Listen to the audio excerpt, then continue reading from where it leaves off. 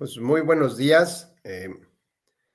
Saludo con mucho afecto a la Escuela Judicial Electoral, a su directora, a la doctora Gabriela Rubalcaba, a los magistrados y magistradas de la Sala Superior del Tribunal Electoral del Poder Judicial de la Federación, que muy gentilmente permiten que podamos tener esta charla el día de hoy con todos ustedes. Hablar de uno de los grandes temas que tiene que ver con los procesos electorales y los procesos democráticos, pues inmediatamente nos lleva a reflexionar acerca de las campañas electorales y sobre todo de la comunicación política o el sistema de comunicación política que tenemos en México. Así que, bueno, pues para entrar en materia justamente, pues hay que señalar que nuestro sistema de comunicación política en México ha ido variando. Y el modelo que actualmente tenemos, pues parte de una administración de los tiempos oficiales del Estado en radio y televisión, mediante el cual se permite que los partidos políticos tengan un acceso inmediato a los mismos sin un costo como tal. Por lo tanto, en el esquema anterior se tuvo la necesidad de replantear el sistema de financiamiento político que tenían los partidos políticos hacia una disminución considerable, casi un 60%, porque este porcentaje de financiamiento en realidad era destinado a pagar publicidad en radio y televisión, con lo que generaba o provocaba una especie de desequilibrio, no solamente en los tiempos, dado que poco a poco se fueron generando ciertos criterios y ciertos mecanismos de medición, así como obligaciones por parte de las radiodifusoras y televisoras para señalar exactamente cuáles eran los tiempos concedidos a los partidos políticos y sus candidatos en las campañas electorales. Otro de los problemas que se avisaron fue pues los horarios en los que estos tiempos contratados por los partidos se estaban transmitiendo esta publicidad. Así que bueno, mientras algunos candidatos tenían la posibilidad de difundir sus mensajes en horarios relativamente importantes o muy importantes, por ejemplo, había otros que solamente tenían posibilidad de contratar espacios en las madrugadas.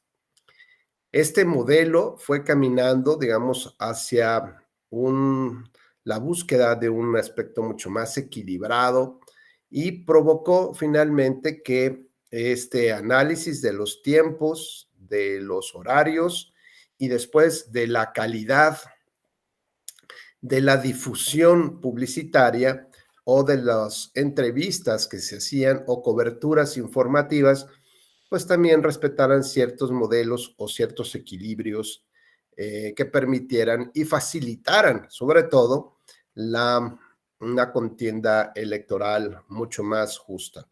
Y así tenemos, por ejemplo, casos en las que en determinadas elecciones, por ejemplo, veíamos que algún noticiero daba cobertura a un candidato, por ejemplo, que tenía eh, digamos, una exposición ante una universidad, vamos a pensar, ¿no?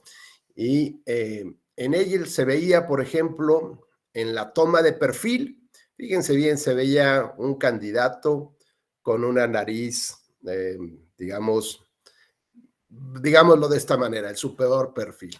Una nariz gacha o baja, un poco de descuido en el peinado, una voz titubeante, un poco aquí la papada, como le llamamos, pues aparentaba como un candidato viejo, un candidato descuidado, un candidato que le temblaba incluso la mano. Esa era la escena que nosotros, como televidentes, podíamos advertir de esta cobertura informativa. Y además, bueno, hacían un pequeño paneo sobre algunas personas que se encontraban presentes en este acto de campaña. ¿no? Y entonces, bueno, la imagen o la calidad de la imagen que nos transmitía, pues era un candidato débil. Por otra parte, en el mismo tiempo y en los mismos horarios, es decir, la misma duración y en el mismo noticiero, también, digamos, pasaban otro segmento de otro candidato a la presidencia de la República. Y entonces en este otro se veía un candidato fuerte, ¿no? El puño cerrado, cómo se dirigía a la gente, a los universitarios, y los universitarios parecían extasiados con lo que se decía, aunque era un pequeñísimo grupo, ¿no? De asistentes a este acto de campaña, menor que en el primero. Pero finalmente esta imagen lo que nos indicaba, pues era un candidato fuerte, un candidato que mueve a los jóvenes, un candidato enérgico, ¿no? Un candidato bien parado, digámosle así, ¿no? Con todos los méritos suficientes. De hecho, lo que no se sabía es que ese candidato fue corrido por estos alumnos de esta universidad, ¿no? Entonces, aparentemente la imagen que tenemos, pues fue que fue un evento maravilloso, ¿no? Y el tercer candidato, la tercera difusión de campaña electoral de este tercer candidato, pues se veía como un candidato, digamos, donde emitía un discurso tranquilo, que no apasionaba y tal, pero lo que se veía era una masa, digamos, una población, una gente ahí importante, un número importante sobre los cuales, o respecto a los cuales acudieron a la campaña electoral. Entonces, como verán, en el mismo noticiero, digamos, en el mismo horario AAA o Premium, eh, se estableció un contador para ver cuál era la duración de cada una de estas difusiones que hacía este canal de televisión y pues prácticamente eran equilibradas. Entonces, lo que se advirtió es que el desequilibrio estaba en la manera como contábamos la verdad de las cosas, cómo difundíamos algo que a la gente nos encanta, que es la percepción de la realidad. No necesariamente los datos duros, los datos objetivos, los datos que realmente nos muestran de manera clara y plena, digamos, ciertas franjas de la realidad de lo que sucedió en ese momento. Y así como había un candidato temeroso, con la piel colgada, ¿no? E incluso hasta con algunos vellos salidos de la nariz. La peor escena que pudo haber tenido ese candidato, porque le hicieron le llaman como una especie de big close-up en su cara, y eso es lo que aparentaba. Sin embargo, el acontecimiento, digamos, más importante en cuanto a presencia en ese día de acto de campaña, pues lo tuvo este primer candidato, donde realmente hubo un acercamiento de estudiantes. Finalmente, estos tres eventos se dirigieron hacia estudiantes y el primero, bueno, tuvo abarrotado el auditorio, ¿no? Había gente que se había quedado fuera por ver a este candidato y esa parte de la historia no se contaba. Entonces, frente a estos franjas de realidad, que alguien más podía haber tenido esta información o que, por ejemplo, pudo haber salido minutos después en el mismo noticiero o en otros noticieros diferentes, la manera como nos cuentan la verdad, esto es lo que genera el concepto de la posverdad, es decir, la percepción que tenemos nosotros de una parte de la historia a la que los datos objetivos no les damos tanto valor, sino lo que tiene un valor importante es la percepción que tiene la ciudadanía. Entonces, cuando hablamos, por ejemplo, del tema de la democracia, pues hablamos de un elemento fundamental en nuestras vidas, porque justamente lo que buscamos es que poder hacer, poder ejecutar, poder alcanzar un estilo de vida al que legítimamente todos aspiramos a ello, ¿no? Entonces, yo lo he comentado en distintos foros. Para mí, este concepto de democracia me viene muy bien porque maneja además un lenguaje ciudadano, nos hace reflexionar sobre la trascendencia e importancia de lo que está en juego en cada elección. Y lo que está en juego no solamente se trata de los cargos públicos y de la administración del dinero. De lo que se trata, pues definitivamente tiene que ver con la posibilidad de que nosotros tengamos los mecanismos o las herramientas necesarias para que todos los días que nos levantamos y dejamos la piel en cada una de nuestras actividades, ya sea como padres de familia, como estudiantes, como profesionistas, pues podamos alcanzar ese estilo de vida al que todos quisiéramos llegar y aspirar y tener para nuestra familia. Y ese estilo de vida no tiene que ver, o tiene que ver mucho, digámoslo así, con cosas que son muy comunes para la sociedad. Y entonces, si ahorita preguntara a algunas de ustedes cuáles, digamos, dónde se ven en 4, 5, 6 años, bueno, pues seguramente me platicarían un poco acerca de sus actividades profesionales, ¿no? Dónde les gustaría verse, a lo mejor tal vez haciendo un posgrado en el extranjero o no, o a lo mejor ya teniendo su propio negocio, en fin. Si pudiéramos platicar entre todos sobre cuál es ese estilo de vida al que legítimamente aspiramos y soñamos, seguramente tendríamos muchos lugares en común. Es decir, yo podría compartir muchas cosas, así como para mí un estilo de vida padrísimo sería pues que las mujeres no tuvieran miedo de salir a la calle, por ejemplo, que no tuviéramos esta gran preocupación de que les fueran a faltar al respeto, que las fueran a violentar, que no hubiera violencia intrafamiliar, que no hubiera violencia en el trabajo, que gocen de las mismas posibilidades y expectativas que cualquier otra persona y que se destaquen por sus méritos y que tengan el reconocimiento que deben de tener en la sociedad. Entonces, ese, por ejemplo, para mí sería un estilo de vida interesante. Yo no pensaría que alguien pudiera soñar en tener dinero, mucho dinero, por ejemplo, para poder salir de la cárcel en 10 años, porque va a ser sorprendido con una serie de actividades ilícitas. Yo no veo a nadie pensando en ese estilo de vida. Entonces, cuando nosotros tenemos oportunidad de reflexionar finalmente, ¿para qué son estos procesos electorales? Y si bien la teoría nos habla de la renovación del poder público y nos enseña que, digamos, este es el sistema, digamos, con muchos vicios, ¿no? El sistema democrático que tiene muchos vicios y defectos, pero lo que, digamos, es lo que hoy en día es lo que esta sociedad tiene como tal, ¿no? Así que, pues ni modo, este es el sistema que tenemos y pues lo que tenemos que procurar digamos, es sanearlo, advertir dónde están sus dolencias y tratar de evitar algún cáncer que vaya consumiendo el propio sistema democrático, ¿no? Bueno, pues entonces, si pensamos que hablar de elecciones y de democracia tiene que ver con la posibilidad de hacer efectivos estos sueños que tengo del estilo de vida al que quisiera yo llegar, igual que mi comunidad, pues entonces nos daremos cuenta que al final del camino, ¿no? Digamos, estas elecciones lo que hacen es pavimentar el camino para que yo pueda transitar y ya sea, digamos, ya me corresponda a mí poder llevar a cabo o no esta ejecución o materialización de estos sueños. Pero decía yo que al final de esta autopista hay una desviación que dice bienvenidos al pueblo de la democracia y otra al lado derecho que dice bienvenidos a la oscuridad.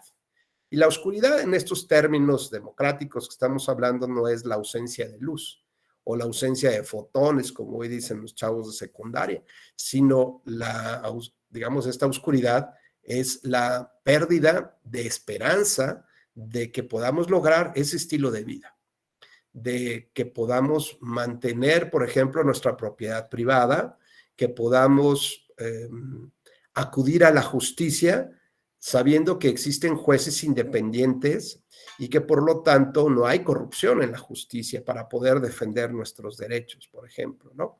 O que finalmente un poder legislativo justamente lo que hace es debatir los grandes temas de nuestra sociedad para saber hacia dónde debemos de caminar, pero a partir, digamos, de un debate orgánico, a partir de una discusión real, donde se escuche a la mayor parte o grupos interesados, expertos y científicos, y lo que menos queremos tener es un Congreso que solamente va y levanta la mano, ¿no? Donde el argumento de la legitimidad democrática que te da una mayoría, ¿no? Finalmente, ahí están colocadas estas autoridades por decisión mayoritaria y eso al final de cuentas se traduce justamente en un argumento muy poderoso, en un argumento de que yo represento a las mayorías y por lo tanto yo sé lo que las mayorías quieren, cuando de hecho pues ni siquiera le han consultado a las mayorías qué es lo que quieren. Y que en estos mecanismos de comunicación política, pues en realidad lo que se busca aparentemente es vencer y no convencer. Vencer a una oposición y no convencer a una población sobre ese estilo de vida al que nos orientaría el nuevo gobierno o la nueva administración. Entonces, hablar justamente de democracia nos lleva inmediatamente a tratar de defender ese estilo de vida y nuestros sueños. Y por otro lado, cuando no logramos llegar a ese punto, pues entonces no avanzamos, digamos, en, en el tablero, ¿no? Se mueve la ficha de la oscuridad y la oscuridad va llegando a esta meta. La única manera de tener una, digamos, una posibilidad, un último recurso, una carta bajo la manga, donde podamos sí llegar justamente a este pueblo de la democracia, pues tiene que ver con los jueces. Y el Poder Judicial o el sistema judicial tiene que ser visto, decía yo, también con una percepción muy importante de ser jueces independientes e imparciales. Porque mientras no tengamos ello, entonces lo único que vamos a conseguir es tener corrupción e impunidad. Y por lo tanto, cualquier aspiración legítima que tuviéramos, pues esto nos daría pie a sentirnos frustrados. Justo hoy en la mañana veía un tuit de una chica en Puebla que decía que hacia, no sé, 6 años había presentado una denuncia por violación y que derivado de ello, pues después fueron a visitarla a unos delincuentes y volvieron a violarla y le escribieron una palabra aquí en el pecho, y la verdad es que con su propia cartulina y lloraba fuera de la fiscalía, ¿no? Y decía, ¿qué es lo que tiene que pasar? Justo eso es lo que representa la oscuridad, donde ya no puedes confiar en absolutamente nadie, no en las autoridades, y peor, porque si denuncias, te puede ir todavía peor. Entonces, ¿qué tipo de Estado es el que tenemos? ¿Qué tipo de vida es la que estamos, o en la que, de autopista, de carretera, pues, en la que estamos transitando? Donde adicionalmente a la falta de atención de las autoridades, pues hay un contubernio con la parte delincuencial. Y no solamente eso, sino que también hay un abandono por parte de las familias que estigmatizan a las personas. Y justo ayer lo veía también eh, digamos, en un recuento de un juicio en Estados Unidos, donde se dictaba sentencia a un miembro de una congregación religiosa acusado de violación y pedofilia en Estados Unidos. Y el juez decía, les decía, además de que le decía al acusado, le decía que era un monstruo, ¿no? Hablaba también de las familias que habían abandonado a las víctimas y les decía que eran una verdadera vergüenza, ¿no? ¿Por qué? Pues porque todavía a la madre de la hija violentada, pues todavía trataba de que la hija reflexionara para retirar la denuncia o la llevaba a orar o a rezar para que pues este personaje no tuviera una sentencia condenatoria.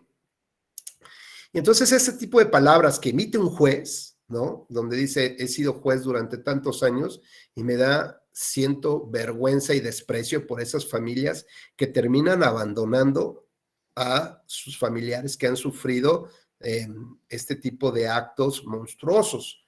Bueno, pues eso es lo que debemos de considerar que es esta oscuridad.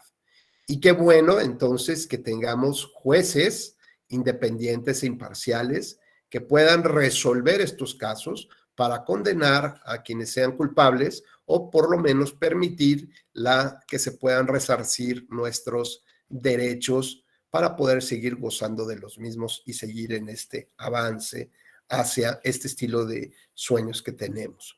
Bueno, pues entonces decíamos que si esto es lo que está en juego, ahora lo que tenemos que analizar cuál es la ruta para llegar a ello. Y la ruta son los procesos electorales. Así que bueno, dentro de los procesos electorales, como ustedes saben, hay distintas etapas, pero la más importante, más allá de la organización electoral y del voto ciudadano, pues tiene que ver, esto es la parte de las campañas electorales, es decir, cómo influyen los candidatos en los electores. ¿De qué manera logran atraerlos a las urnas para que ellos puedan emitir su voto en favor de una opción política? Así que, bueno, este esquema de campañas electorales ha ido también avanzando y evolucionando a otros tipos de mecanismos.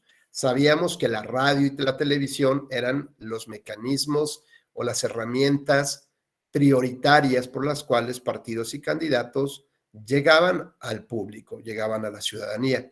Y como comentábamos hace un rato, este modelo de comunicación política se transformó cuando se advirtió este tipo de desequilibrios en los tiempos, o sea, la duración, en los horarios, premium o no, y en la calidad de la difusión, es decir, en el contenido que se estaba difundiendo, en la imagen que se estaba difundiendo, en lo que se quería decir de ese candidato. Y bueno, pues todos sabemos que cuando hablamos de, por ejemplo, de periódicos, ¿no? De revistas, siempre hay una persona que tiene a su cargo digamos, un poco el control de la información y da la visión, ¿no? Intenta que se impregne en ese reportaje la visión de la casa editorial. Es decir, el jefe de editores, por ejemplo, pues es el que determina qué tipo de nota o cuál es la visión que hay que darle a esa nota de acuerdo a la línea periodística o la línea editorial, ¿no? De este medio de comunicación. Luego entonces significa que los hechos que son presentados en radio, televisión y prensa, pues tienen este segmento, digamos, esta parcialidad, llamémosle así, de la realidad. Esta visión parcial que no las da, pues, la visión que tiene esta empresa o la casa editorial o que incluso tiene el jefe de editores. Nos da ya un aproximamiento a poder determinar y tener también claridad cuál es la línea editorial de cada una de estas empresas. Pero a lo que voy es que finalmente los hechos que se nos presentan como realidades que sucedieron, pues no necesariamente atienden justamente a la realidad objetiva. Y que entiendo que es muy difícil tener este concepto de verdad y de realidad objetiva, pero finalmente sabemos que pasa por un control de incluso hasta un control de daños. Y esto también pasaba cuando algunas autoridades controlaban la información, porque a qué autoridad no se le antoja en realidad tener ese control, saber lo que se dice y cómo se dice. Y evidentemente con un objetivo fundamental, ¿no? Que es protegerse, autoprotegerse, desvirtuar la crítica que hacen hacia las autoridades. Y esto también nos lleva a pensar muchas cosas acerca de nosotros cómo advertimos esta realidad o cómo o de dónde abrevamos para encontrar estas realidades pues muchísimo más objetivas. Y insisto, este modelo de comunicación política, el nuevo, el que estamos, por el cual transitamos, pues surge justamente a partir de estos grandes debates y desacuerdos sobre cómo debería de llevarse a cabo un mayor control sobre el cumplimiento de los principios de equidad, igualdad y de neutralidad también, no solamente de las autoridades, sino de las empresas de comunicación social, para poder difundir los mensajes mucho más objetivos en igualdad o por lo menos en apariencia de igualdad de condiciones. Como ahora el Instituto Nacional Electoral es el que controla controla y administra los tiempos oficiales del Estado, mediante los cuales se envían a la radio y a la televisión estos mensajes, pues entonces existe, digamos, condiciones y reglas que hacen mucho más equitativo la manera como se distribuyen estos tiempos. Independientemente del derecho que les asiste a cada partido de acuerdo a su fuerza electoral, la cantidad de tiempo que tienen en radio y televisión, pues hay un porcentaje en el cual se distribuye de manera igualitaria y por lo tanto todos gozan de estos mismos beneficios. Ahora, los controles de los contenidos de cada uno de los spots, sabemos, bueno, pues que no puede existir censura previa, ¿no? Es decir, en INE no podría decir este anuncio no lo voy a pasar porque a lo mejor tiende justamente a señalar algún delito, por ejemplo, que una persona cometió alguna infracción, pero a partir de la calumnia, es decir, a partir de la mentira.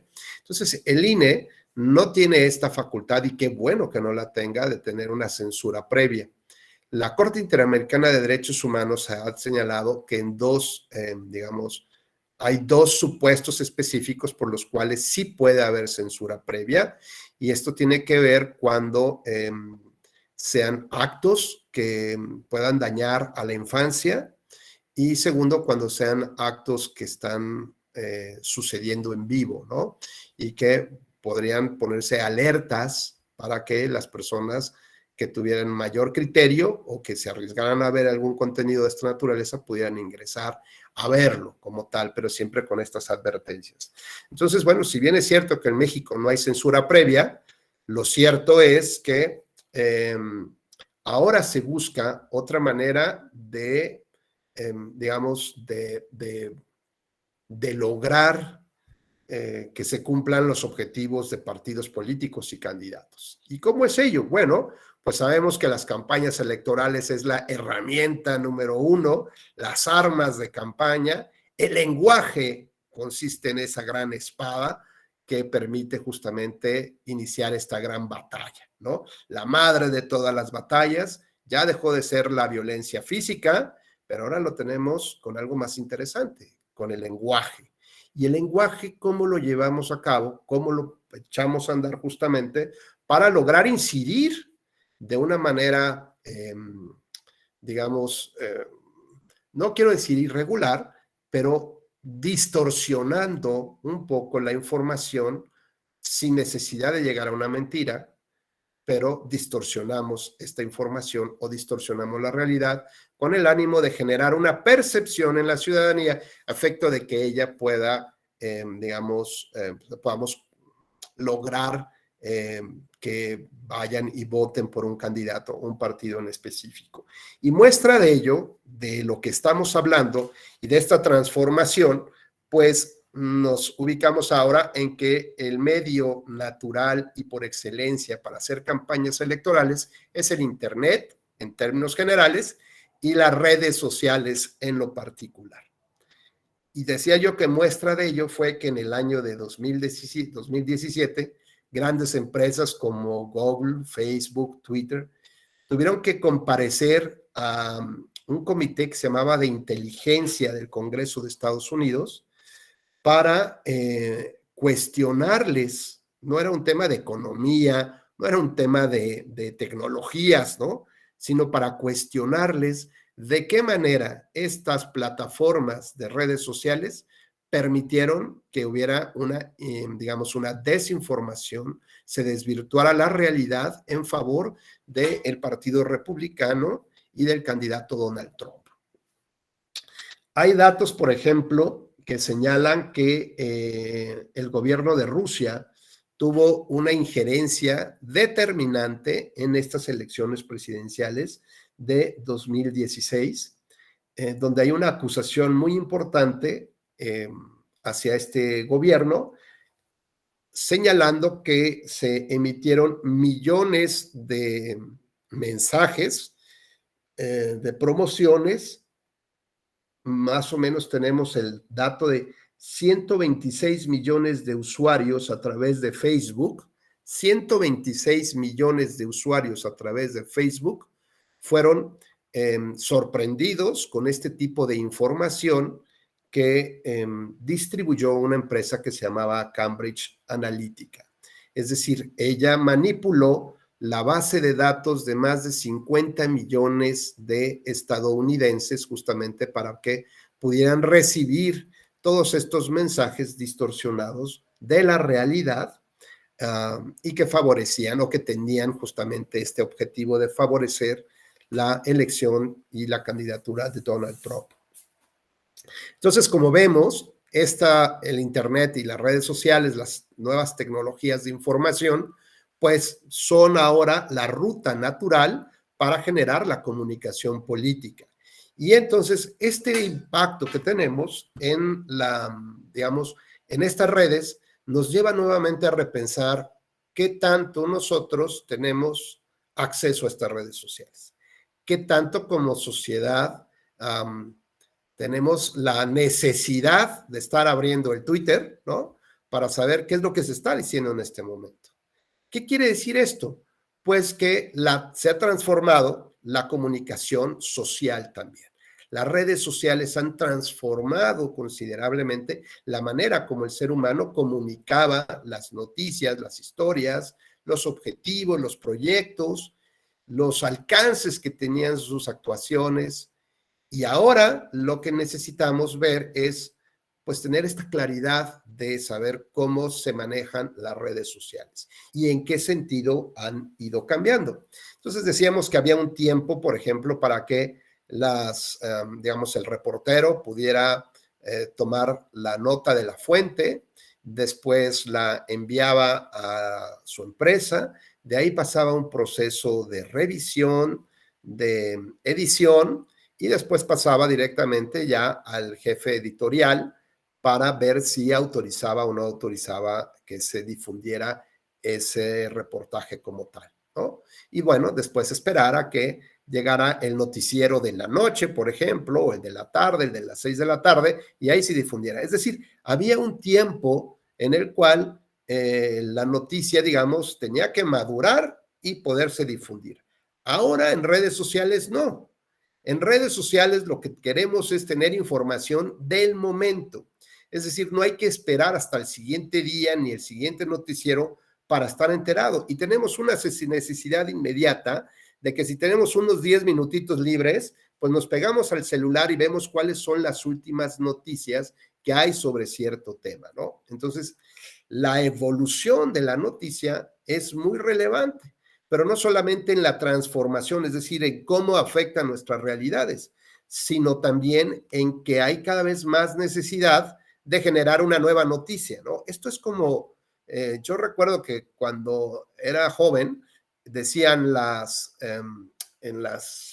digamos, en las tiendas, ¿no? Los desfiles de modas para las chavas, decían que había 4 estaciones, o sea, 4 épocas de ropa, ¿no? Determinada que podías utilizar.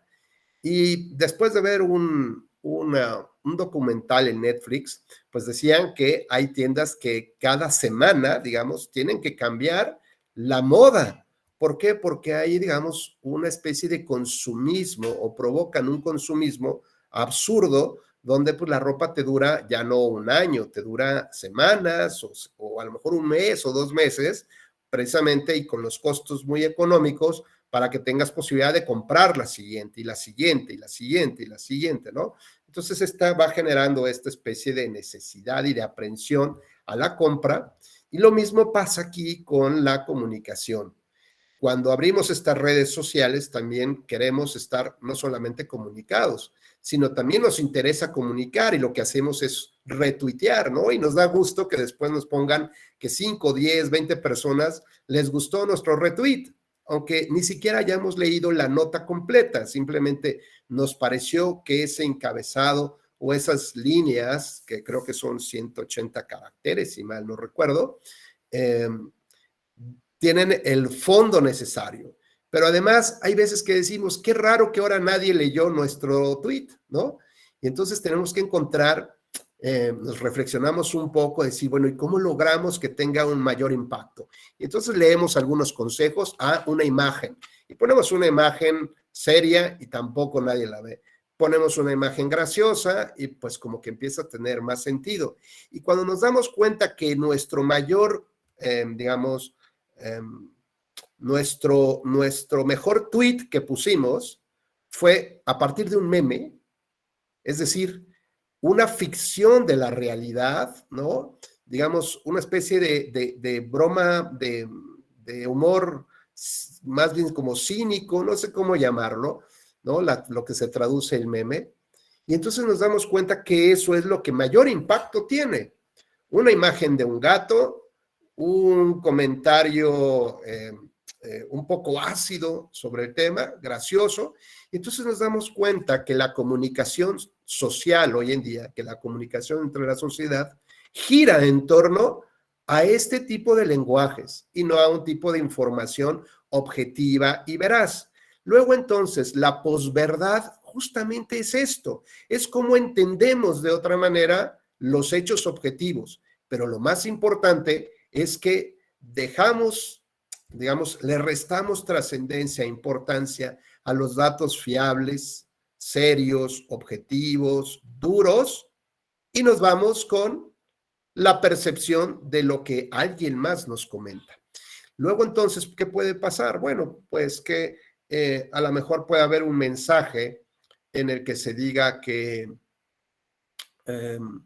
bueno, por ejemplo, hablando del tema de las vacunas COVID para los niños, que todos sabemos que ahorita no hay, todavía no las compran, de las Pfizer, que son las únicas autorizadas.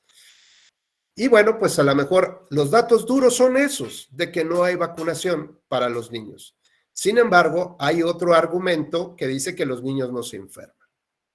Y entonces, a ver, los niños sí se enferman. Sin embargo, la manera como nos cuentan, como nos dicen las cosas, o sale el secretario de salud y dice que él no vacunaría a sus nietos, pues nos dan una imagen diferente de la verdad, a pesar de que hay datos duros que dicen que los niños se enferman, que los niños también contraen el COVID y que contagian a sus abuelos o a sus padres, y que México tiene, digamos, el mayor número de casos de orfandad provocada por la pandemia en todo el mundo. Entonces, esos datos duros les dejamos de dar importancia y atendemos justamente a otra manera como nos cuentan la historia. De eso se trata la posverdad. La posverdad no se trata de las fake news, ¿no? De las mentiras en estricto sentido. Claro que contribuye, porque finalmente nos genera una percepción diferente, pero no necesariamente debemos de mentir, de falsear los datos para tener una percepción diferente de las cosas. Entonces, si logramos dentro de esta, en términos generales del Internet y en particular de las redes sociales, enganchar a un público determinado con cierto tipo de lenguaje que viene a ser la herramienta natural para la comunicación política, para las campañas electorales, para alcanzar el poder político y el poder del Estado, bueno, pues entonces nos vamos a dar cuenta que tanto lenguaje como redes sociales hoy son un binomio súper necesario para ganar las elecciones. Y tristemente decir ganar, lo que nos gustaría decir es convencer a la ciudadanía de que ese modelo o ese programa de gobierno es el más adecuado o el más interesante para todos nosotros, y no solamente se trata de vencer porque vencí y entonces hacer señales un poco estridentes de que me los fregué, ¿no? Ahora sí me los fregué y hay tiro y hay no sé qué y ganamos tantas. Y me parece que en el último caso lo que se requiere es esto. Pero sin embargo, estamos metidos en esta época, nos tocó vivir en esta época, y lo que tenemos que darnos cuenta es justamente de dónde encontramos la información o cómo podemos decir de manera consciente y real que lo que pasa en Las Vegas se queda en las redes sociales. Lo que pasa en Las Vegas se queda en Las Vegas, y lo que pasa en las redes sociales, ahí se debe de quedar y no debiera de transformar nuestra vida. Sin embargo, sabemos que esta posverdad probablemente termine impactando o no probablemente, estoy seguro que termina impactando en las personas que ni siquiera tienen acceso a las redes sociales. Por ejemplo, este tema de que México se va a convertir en una Venezuela, por ejemplo, es un tema de posverdad. Y seguramente habrá empresarios que sí tengan acceso a redes sociales y a este exceso de información, de tránsito de información, de inmediatez de la información, de los memes de la información, que digan, no, esto sí está tremendo, yo mejor no voy a invertir en una nueva nave industrial, en una nueva, no voy a ampliar, no voy a contratar este año más personas, porque como va a haber elecciones, quién sabe qué vaya a pasar y mejor guardo mi dinero. Bueno, ese impacto que tuvo en esa persona este tipo de información, también de una manera indirecta va a generar consecuencias para personas que se encuentran desempleadas, por ejemplo, o que llevan un año pidiendo un aumento de sueldo, o que por lo menos están pidiendo permiso para irse de luna de miel y les dicen no, ¿por qué? Pues porque quién sabe qué vaya a pasar, te vas igual y te quedas sin trabajo, ¿no? O no sé cuántas cosas que pudieran pasar por la mente de las personas, pero que definitivamente esto lleva un impacto para aquellos que viven justamente con la posverdad. Entonces, si pudiéramos definir más o menos la posverdad, pues tendríamos que señalar que es una información, me voy a permitir leer un texto, es una información o afirmación. Posverdad, digamos, un concepto es información o afirmación en la que los datos objetivos tienen menos importancia para el público que las opiniones y emociones que suscita la información. Puede ser una mentira o puede ser una falsa verdad o la parcialidad de una verdad encubiertas en una expresión que ocultaría la tradicional propaganda política o el uso de las relaciones públicas como un instrumento de, y aquí lo subrayo, manipulación mediática, ¿no? Entonces esto es información o afirmación en la que los datos objetivos, duros, fríos, reales, tienen menos importancia para el público que las opiniones y emociones que suscita la información. Puede ser mentiras como fake news o puede ser, digamos, una parcialidad de la información encubierta con una expresión, le hace un meme, que oculta la tradicional propaganda política, es decir, que se utiliza como mecanismos, como armas para la conquista de los triunfos electorales y que tienen como instrumento, o sea, lo que buscan finalmente es manipular a la sociedad como tal. Otra de las muestras de la posverdad y de la utilización de Cambridge Analytica, por ejemplo, fue la salida de el Reino Unido, de Inglaterra, de la Comunidad Europea, ¿no? Lo que se llamó con el nombre del Brexit. Y también se encuentran datos de cómo se manipuló la información, ¿no? Cómo se manipuló a la gente para lograr este objetivo de que Inglaterra saliera de la Comunidad Europea. Se tiene, por ejemplo, hay un proyecto que se llama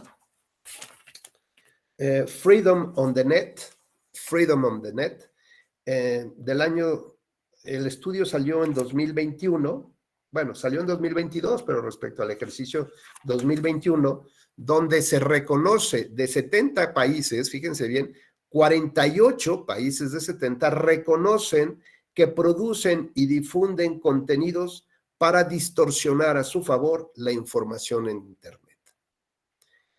48 países de 70 reconocen que difunden contenidos para manipular la opinión pública en favor de sus propios gobiernos. Y tenemos, por ejemplo, el caso de China. En 2019 se tiene registrado por este proyecto de Freedom on the Net, tiene registrado que se emitieron 448 millones de mensajes propagandísticos de su gobierno, en esta cantidad gigantesca. 448 millones de mensajes propagandísticos. Bueno, pues si todos los días recibes información de esta manera, pues seguramente o te satura y lo odias y lo vomitas, o definitivamente te vuelves parte del clan, te vuelves adicto a este tipo de comunidad. Entonces, estos tipos de mensajes que buscan manipular y que logran este objetivo de manipular a la población para lograr un objetivo claro que es ganar en unas elecciones, pues entonces esto nos aleja finalmente de esta ruta donde nosotros pensábamos que podríamos ir desarrollando nuestras actividades cotidianas para lograr el objetivo que queremos de alcanzar este estilo de vida al que todos y cada uno legítimamente aspiramos. Entonces, un tema aquí relevante tiene que ver es cómo accedo yo a esta información y si esa información se cae a internet o si esa información realmente tiene un impacto en mi vida cotidiana y en la toma de decisiones. A mí me sorprende, no sé ustedes, pero yo voy a una tienda, por ejemplo, y voy pensando en buscar algún producto y resulta que después me bombardean de información y de publicidad en mi celular con ese tipo de producto, ¿no? Entonces hasta me ponen ventas por Amazon, estás buscando tal cosa, y yo dice, wow, o sea, me están escuchando de mi celular, porque ¿cómo es posible que yo solamente comenté que estaba en un café, que estaba buscando esto, y de pronto ya me sale publicidad acerca de esta información? Luego entonces esto me da idea de que existe una hipersegmentación de la información. ¿Esto qué quiere decir? Bueno, pues que estos sistemas como Cambridge Analytica y muchos otros que seguramente andan en el mercado tienen nuestra información, ya sea que nosotros cuando compramos una aplicación, ¿no?, y la bajamos a nuestro celular, o cuando contratamos nuestro línea telefónica, móvil. Es decir, cuando hacemos algo como tal, ¿no? Nos piden ciertos registros, ciertos datos que son sensibles, como puede ser nuestro nombre, nuestra edad, más o menos la fecha de cumpleaños, pues la dirección, código postal, ¿no? Más o menos donde vives. Y finalmente lo que hacen estas empresas es hipersegmentar la información, es decir, tener pequeñas clusters, por llamarle de esta manera, donde cada uno de nosotros tiene, tiene su residencia informática, ¿no? Entonces, a lo mejor mi clúster está en el número 22 y el de ustedes estará en el 23. Y entonces ya sabemos que, bueno, quien quiera tener un impacto en ese clúster sabe qué información tiene que mandar de manera clara, específica, como si fuera un dardo teledirigido, ¿no? Exactamente para lograr el objetivo que se pretende. ¿Y cuál es ese objetivo? Bueno, volvemos otra vez a lo mismo, manipular. ¿Con qué finalidad? Pues tener un acercamiento con la población. Una de las campañas más interesantes que se han manejado a través del celular fue justamente la de Donald Trump en el 2016. Pero más allá de las redes sociales, fíjense que tuve oportunidad yo de charlar con la jefa de publicidad de SMS. Entonces decía que fue muy exitoso porque además que los mensajes, pues ya prácticamente nadie se manda un mensajito, ¿no? Más bien esperas que alguna compañía te contacte por ahí o que pueda el banco darte una clave para que puedas hacer una compra en internet o alguna cosa así. Pero finalmente ya no lo utilizamos nosotros como una manera de comunicarnos con este tipo de mensajes, sino utilizamos el WhatsApp o utilizamos otras cosas, ¿no? El Messenger, tal vez algunos, en Facebook, pero el SMS no. Y entonces me decía que el éxito de plantear este tema es que finalmente el mensaje se queda ahí. En cambio, si tú mandas un tweet, pues a lo mejor la gente no lo va a leer, no lo va a ver en ese momento. Entonces tendrías que mandar una cadena de tweets, una cascada de tweets importantes, como para que en algún momento esa persona lo vea. Y entonces aquí lo interesante es que el SMS se quedaba ahí. Entonces aparecía en cualquier momento del día que revisaras tu celular, te aparecía una notificación, ¿no? Y que tenías un mensaje o 2 mensajes, y a lo mejor no lo ves en ese momento porque piensas que es publicidad o alguna cosa así, pero luego te molesta que tenga ahí el numerito de cosas pendientes, y como eres una persona que no le gusta dejar cosas pendientes, pues finalmente lo revisas, y puede ser que lo revises hasta el fin de semana, nada más simplemente para limpiar la información. Y bueno, pues de esta manera aparecía ya el mensaje del candidato Donald Trump, ¿no? Que se dirigía personalmente al usuario de esa información y le invitaba justamente a que participara en una de sus convenciones, pero ¿saben qué? Decían que estas convenciones eran solamente con invitación, es decir, no eran invitaciones abiertas, sino que, digamos, por alguna razón en particular le interesaba congregar a mujeres de 25 a 35 años que quisieran hacer un posgrado, ¿no? Y que iba a ser una declaración importante para los estudios o para el tema de la salud o para el tema de las estancias infantiles, no sé, alguna cosa, y se hipersegmentaba la información, pero además les decía que les tenía que llegar una invitación y que si ellas querían, pues podían dejar sus datos, ¿no? Ahí venía una liga y ahí podían poner sus datos de manera voluntaria para que les llegara la invitación, porque tenía un cupo limitado y solamente las personas más importantes para Donald Trump podían asistir a esa convención. Bueno, pues entonces la percepción que tiene la ciudadanía que le llegó esa invitación, primero que nada es, sabe mi nombre, sabe lo que me interesa, ¿no? O sea, ha investigado bien este cuate qué temas traigo yo en mi cartera que pueden ser relevantes, pero además, esto de las invitaciones reservadas, no a cualquiera van a invitar, o sea, yo tengo la posibilidad de ir, es decir, soy una persona importante, y entonces, independientemente de que llenaban sus datos, ponían sus datos, y que esto formaba parte de un padrón después de amigos del candidato, pues lo cierto es que estas convenciones eran abiertas a todo el público, ¿no? Y que como tales, pues cualquiera podría asistir. Sin embargo, la percepción que dio el mensaje fue diferente.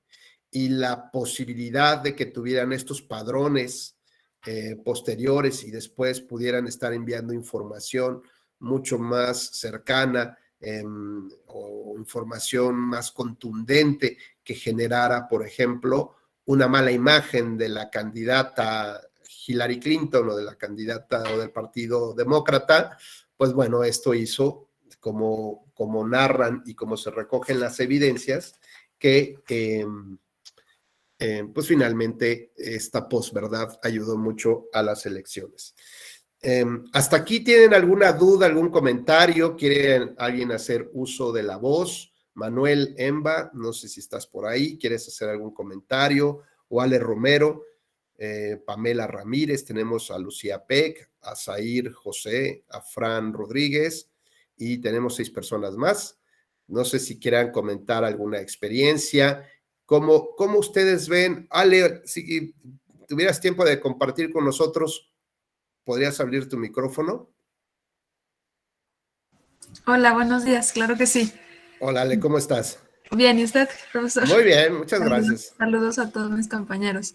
Yo creo que definitivamente las redes sociales ya marcaron un parteaguas en cuanto a comunicación política y me parece que yo haría la observación en general, no nada más a quienes se comunican o a los candidatos que se comunican a través de redes sociales, sino de que la observación es que a veces se nos olvidan como las bases de lo que implica hacer comunicación política.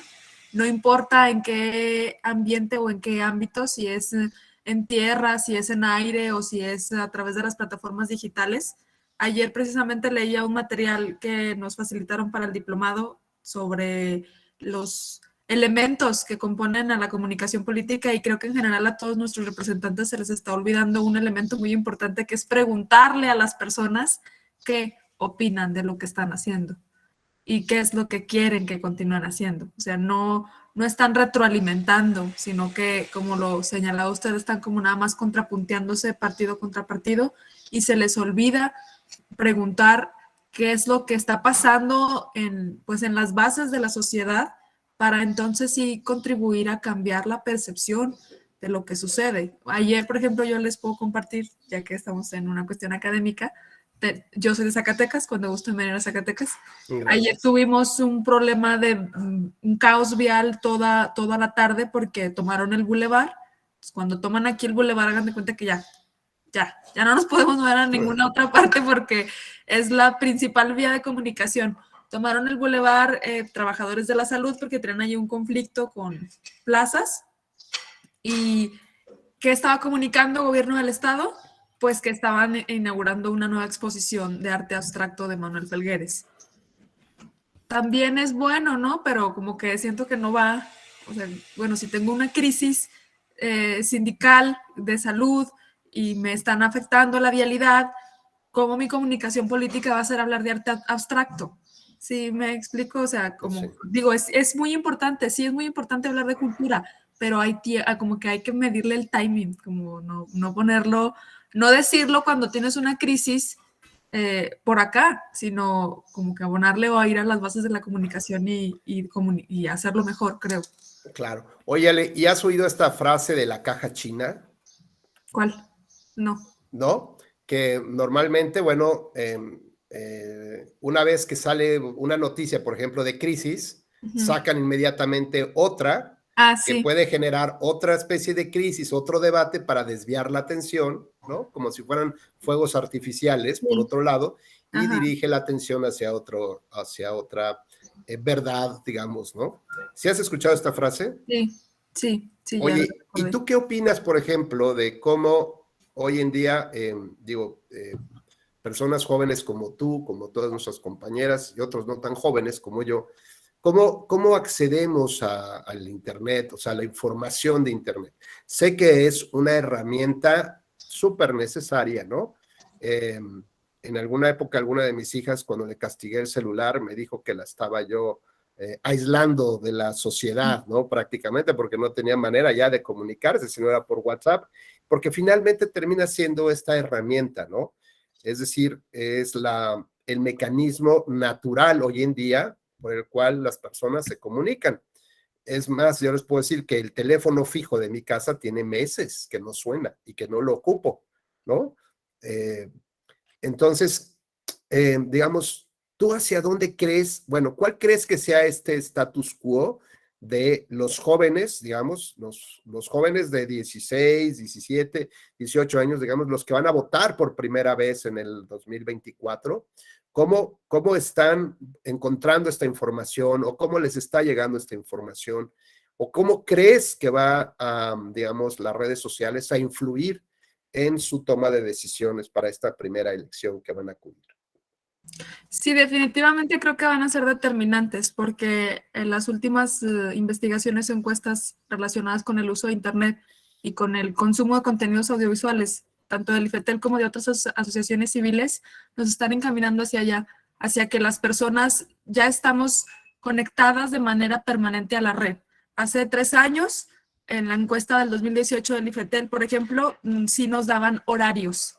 A tal hora y a tal hora y por edades consumíamos Internet porque estábamos acostumbrados como a los horarios a lo mejor preestablecidos de los medios de comunicación tradicionales, noticieros 7 de la mañana, noticieros 8 de la noche, entonces como que íbamos en ese sentido, pero las encuestas de 2020, 2019 y FETEL y de la Asociación Internet MX, me parece que se llama, ya nos dicen que nosotros jóvenes, millennials, ya estamos todo el tiempo en Internet. O sea, ya no importa qué hora compartas un contenido, si el contenido es bueno, se va a viralizar. Entonces, Claro, y sobre todo me parece que, por ejemplo, muchos jóvenes en realidad su manera de interactuar lo tienen a partir de las 11 de la noche, 1 de la madrugada, 2 de la madrugada, ¿no? Es decir, como bien señalas, ya no existen horarios determinados y en cualquier momento puedes tener la chispa de que esta es la información o que puedes tomar una información, digamos, seria, de cierta manera, ¿no? Y la transformas. Y luego hay grupos que se dedican a eso, hay gente que contratan, que se dedican a hacer memes, justamente, ¿no? Para ver qué tan viral se pueden hacer estos señalamientos. Gracias, Ale, muy gentil. María de Lourdes Cortés. Adelante, María, por favor. Muy buenos días. Hola, buenos días. Hacía un comentario acerca de lo que nos comparte la compañera Alejandra. Efectivamente, pues yo creo que la pandemia tiene mucho que ver con la modificación en el porcentaje, digamos, de tiempo que destinamos para el consumo del Internet como tal, del uso de las herramientas tecnológicas. Y es bien sabido, en el tema de marketing se utiliza mucho este tema de los horarios por edades, para saber en qué momento era más factible que llegaras a ciertos grupos, pero a partir de la pandemia creo que todos empezamos a consumir contenidos en Internet, quitando mucho estas restricciones de los horarios, porque de cierta forma se volvió pues un medio de trabajo, en todos los aspectos, como que nuestras actividades perdieron esta rutina de los horarios que ya veníamos manejando, y entonces por eso creo yo que a partir de la pandemia para acá pierde un poco valor o fuerza estudio de comportamiento que había en que ciertas edades, no sé, por ejemplo, las mujeres consumen un poco más Internet a la hora de la comida, o las personas que trabajan en oficinas, igual, al momento de levantarse consumen noticias, a la hora de la comida interactúan en redes sociales, por la tarde. Entonces, llega la pandemia y nos quita, digamos, la rutina o la estabilidad, entre comillas, que teníamos en el ejercicio de las actividades diarias, y por supuesto, pues el consumo en redes sociales, el consumo de las herramientas tecnológicas, pues se dispara, y perdemos como esta herramienta tan valiosa que había para saber en qué horarios podías dirigirte a ciertos grupos de personas, por género o sexo, por edades, etcétera, etcétera. Y entonces empieza como a haber ahí un poco una revuelta de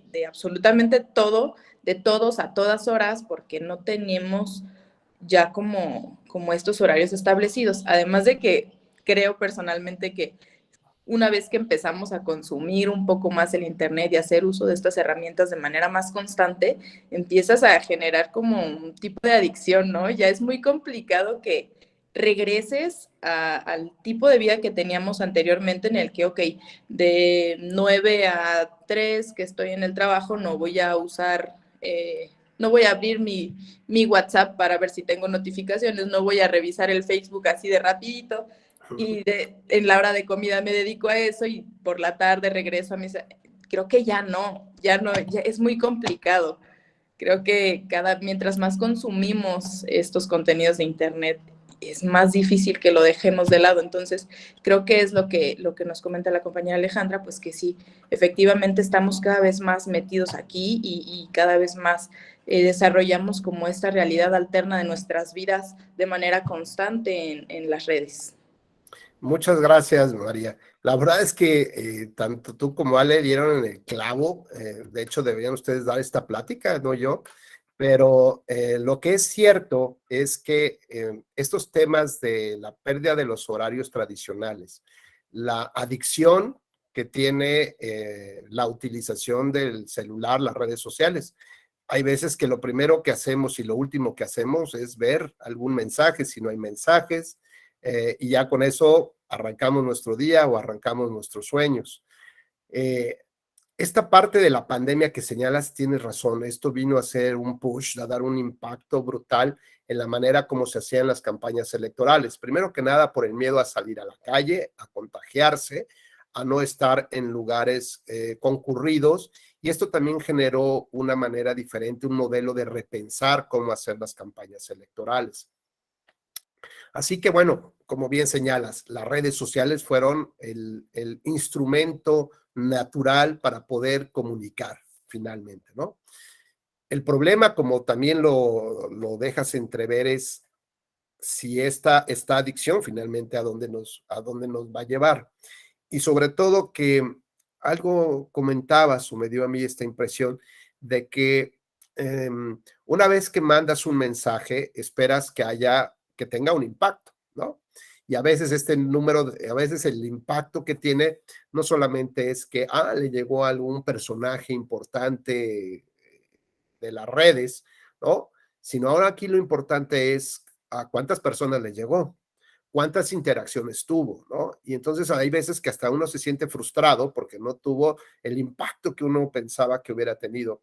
Pero luego ahí nos recuerdan estas empresas que puedes promocionarlo y puedes pagar por esa información. Es decir, puedes hacer llegar a más personas orgánicas o no, ¿eh? Porque también para esto hay que hablar de los bots y hay que hablar de estas granjas de repetidoras de la información como tal. Pero supongamos que solamente llegue a personas orgánicas, ¿no? Digamos, estos seguidores orgánicos, y esta información, pues, te gustaría que tuviera un impacto. Bueno, pues le vas metiendo y te vas haciendo, como bien señales, más adicta a que tenga un mayor número de temas. Y luego piensas, ¿qué puedo hacer ahora? ¿No? Ahora yo como el comunicador de la información, no solamente el que recibe la información, porque ahora no solamente se trata, como dicen Ale y María, compañeros y compañeros, no solamente se trata de que se alteraron los tiempos. Decíamos, hoy los tiempos son de una inmediatez brutal, ¿no? La noticia de hace un minuto ya dejó de ser noticia porque hoy hay otra, ¿no? En este momento hay otra y cuando termine esta clase va a haber otra y buscamos justamente cuáles son las tendencias del momento y hacemos hasta hashtag con ese nombre para que, pues para que por ahí a lo mejor alguien vea nuestra información, aunque nada tenga que ver con con el tema que se está perfilando. Este tema de la verdad, de la posverdad y cómo afecta a la democracia, pues nos parece natural y evidentísima. ¿Por qué? Porque nos está alterando nuestra percepción de los datos duros, de los objetivos, de lo que busca comunicar. Y María, yo te quiero preguntar, si fueras tan gentil, ¿tú qué opinas? Si bien es cierto que ahora ya parece que la pandemia está un poco más controlada, digo, aunque ahorita en México ya tenemos el 300% de casos positivos de COVID otra vez, así que desde aquí pues hay que cuidarse todos, esto no ha terminado, pero finalmente ya tenemos un poco de más certeza, ¿no? Un poco de más tranquilidad a lo mejor por el tema de que ya se recibieron vacunas, aunque el tema del long COVID o de las secuelas permanentes del COVID es otro cantar, pero ¿tú crees que las campañas, nos decía Ale, o sea, las personas se quejan en este análisis, pues de que no contactan, ¿no? No conectan con los ciudadanos? ¿Tú crees que regresemos otra vez a estas campañas presenciales, por ejemplo, ahora para el 2024, para la elección presidencial, o seguirán siendo las redes sociales la herramienta número uno de comunicación política? Creo que va a ser un híbrido. Los candidatos yo percibo que están volviendo como a esta parte de buscar la cercanía de las personas haciendo campaña en tierra, de puerta en puerta, pero definitivamente creo que ya no hay forma de que salgamos de las redes sociales y que al contrario va en aumento el poder que se tiene comunicando por esta vía. Por ejemplo, es que cada vez se van presentando, digamos, vamos cómo darles la vuelta, ¿no? Por ejemplo, si estamos viendo televisión y nos aparece un comercial, perfectamente podemos cambiarle, pero si yo quiero ver un video, un tutorial de cómo hacer un flan en YouTube, ¿no? Okay. Y entonces me aparece una pauta publicitaria, un comercial pagado por uno de los candidatos, y yo no puedo dar skip, no puedo saltarlo, tengo que consumirlo forzosamente hasta ciertos segundos para poder ver mi video de cómo hacer mi...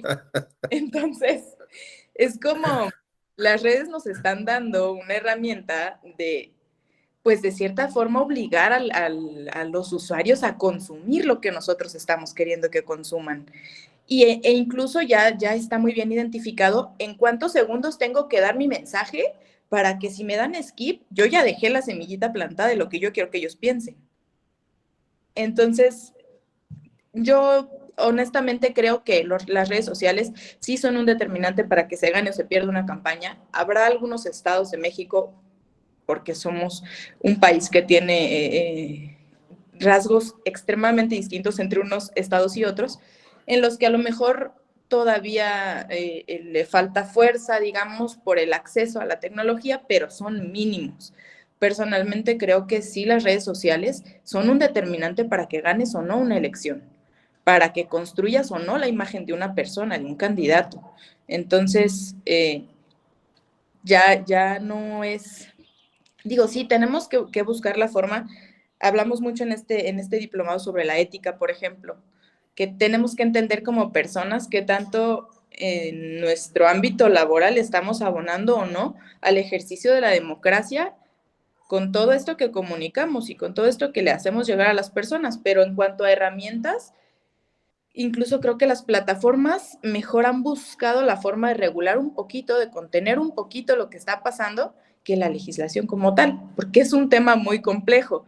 Entonces, como comunicadores, pues buscas la forma de darle la vuelta, digamos, a los obstáculos, y entonces empiezas digamos, a cambiar la forma de comunicar, a crear, por ejemplo, como le comentaba, ahorita yo quiero dar un mensaje y no me voy a gastar 15 minutos como hacían antes, ¿no?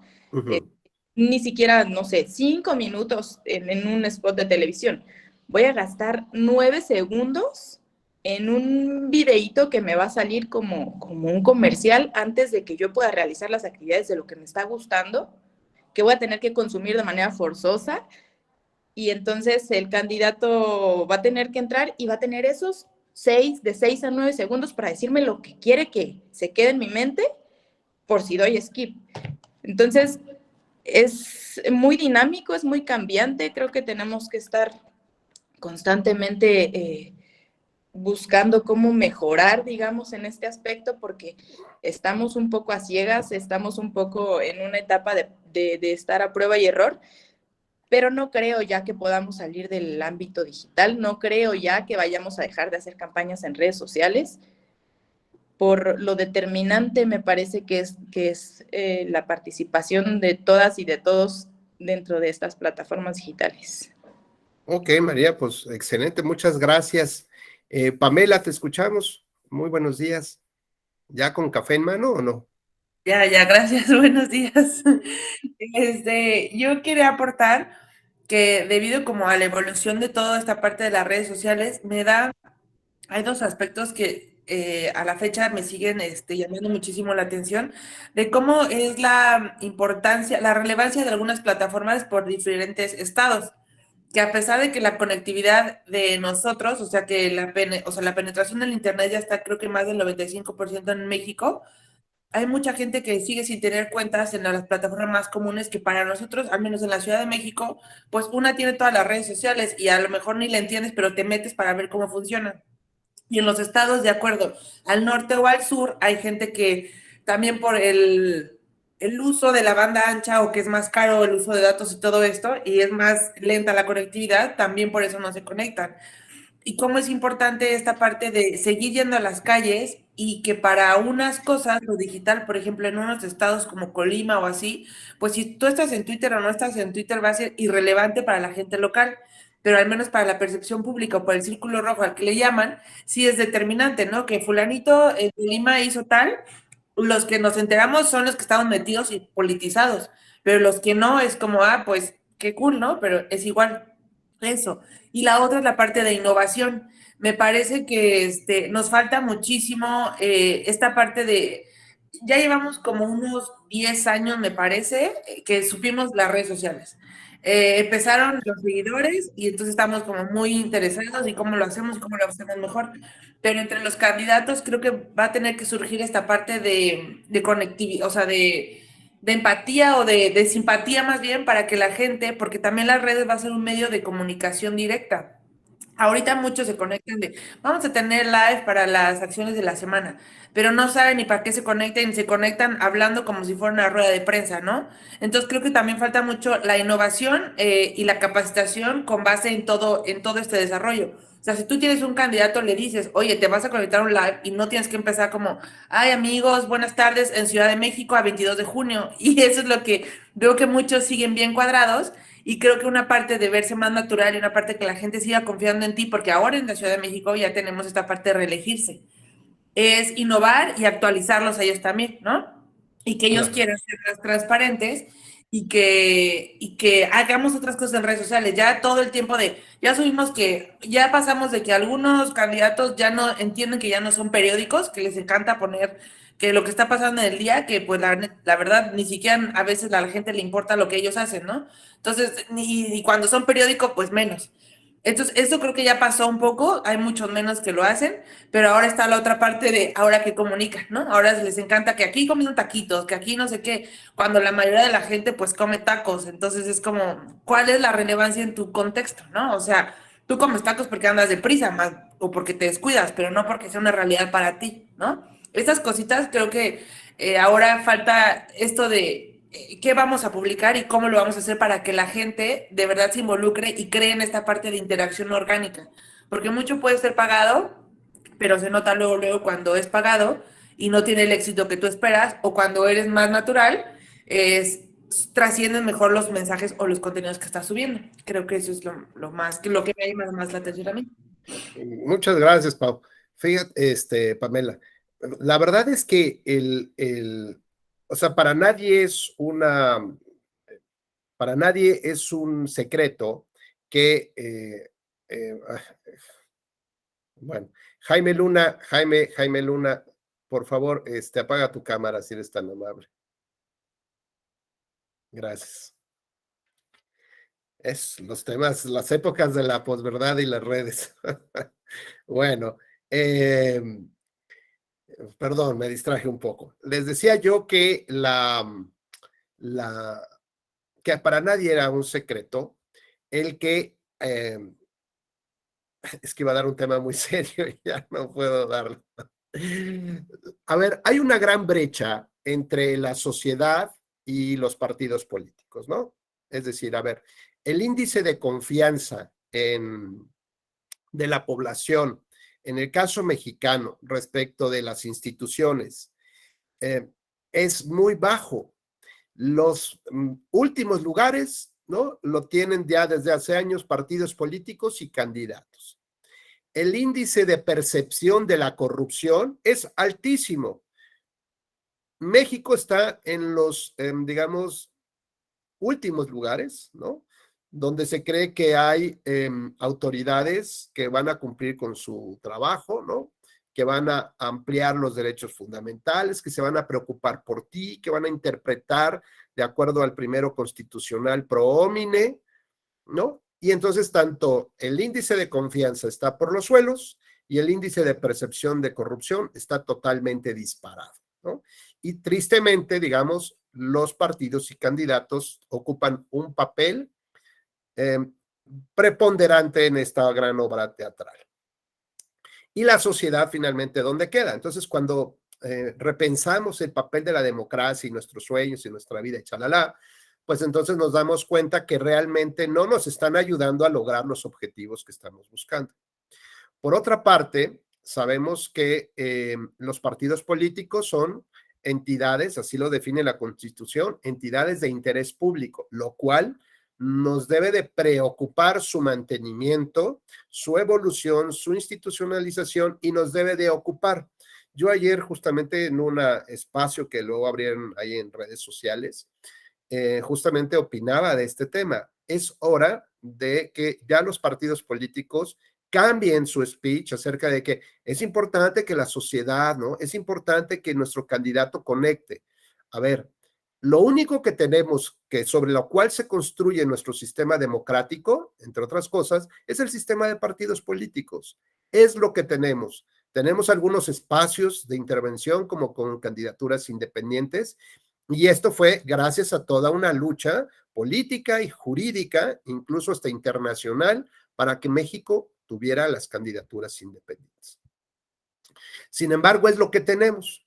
Entonces, lo que puede seguir en el panorama, en esta gran brecha entre ciudadanía y candidatos y partidos políticos, ante los altos índices de corrupción, la poca institucionalización, la falta de, digamos, de credibilidad, no solamente de cómo eligen a sus dirigentes, sino a sus candidatos, lo que proponen sus candidatos y cuando llegan a ocupar el poder. O sea, todo este círculo perverso pues tiende justamente a afectar la credibilidad y que la sociedad se aleje cada vez más de ellos. Luego, entonces, lo que prosigue de acuerdo a la evolución histórica de todas las sociedades y de todos los partidos es que la sociedad genere un acto de disrupción al sistema. Y lo veíamos, por ejemplo, con algunos postulados de este grupo que de pronto salió el año pasado, hace 2 años, Frena creo que se llamaba, ¿no? Y entonces le preguntaban al dirigente, ¿por qué no formas un partido político? Y decían, no, porque yo no creo en el sistema de partidos políticos. Digo, más allá de sus palabras o lo que fuera en realidad o no este movimiento, que lo desconozco, lo cierto es que de manera natural, cuando la sociedad ya rompe completamente con la manera como intentaría buscar esta aspiración de sueños y de estilo de vida, genera movimientos disruptivos. Y entonces yo ya no quiero partidos, yo ya no quiero candidatos.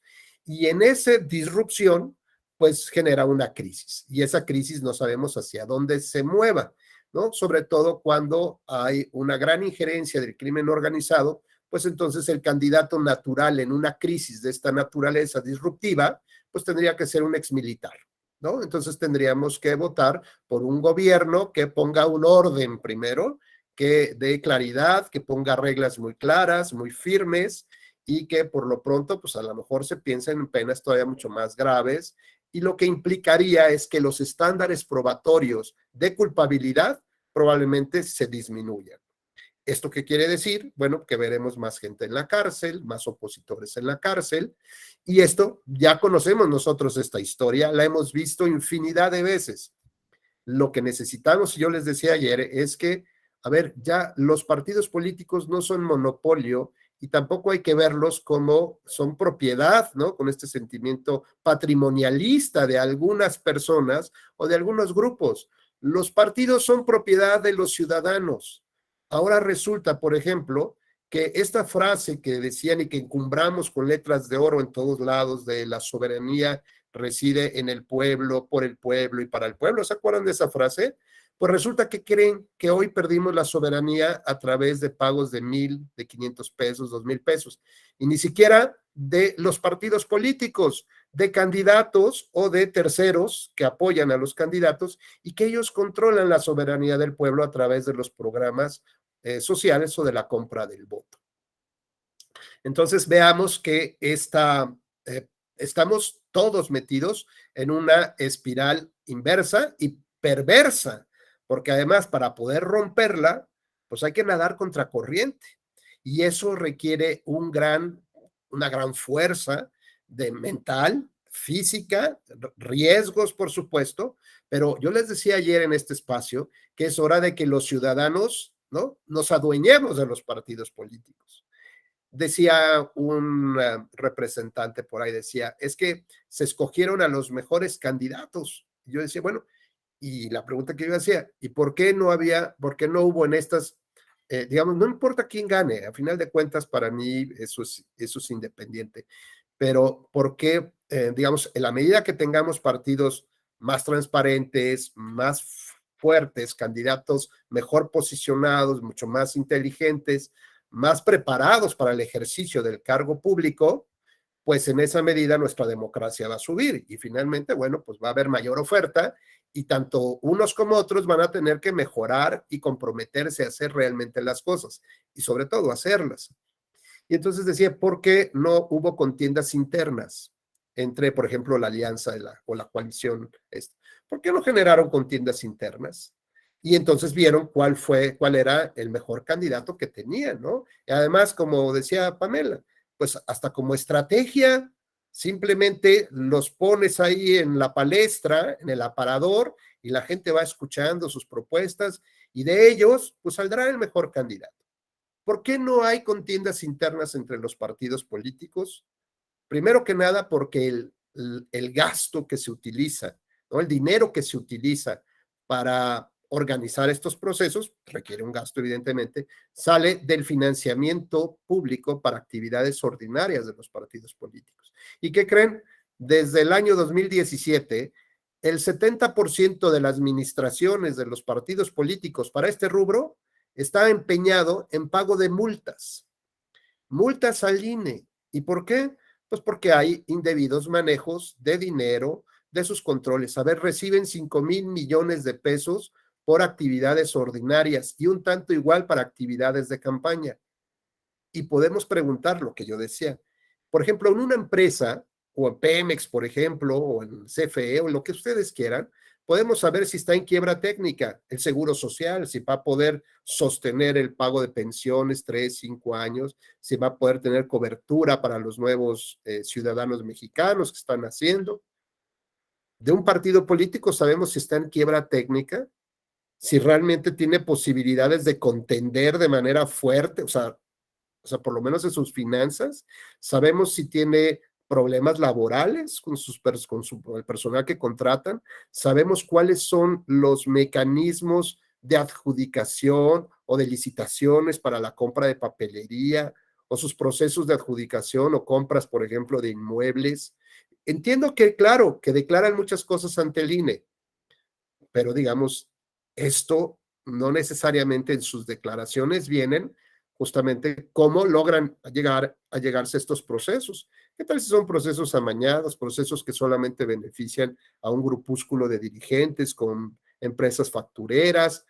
No conocemos nada de los partidos políticos. Visiten sus páginas y van a ver cómo dice que cumple con las obligaciones de transparencia, pero le dan un clic más y ya no hay más información.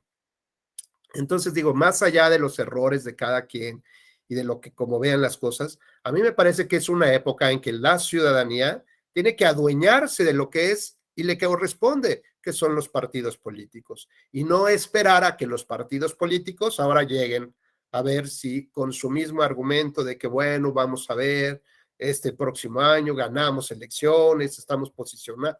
A ver, no se trata de eso, no se trata de vencer, se trata de convencer a la población de un programa de trabajo y que además sea, digamos, que tenga viabilidad de cumplirse y no solamente de buscar esta posibilidad de ganar.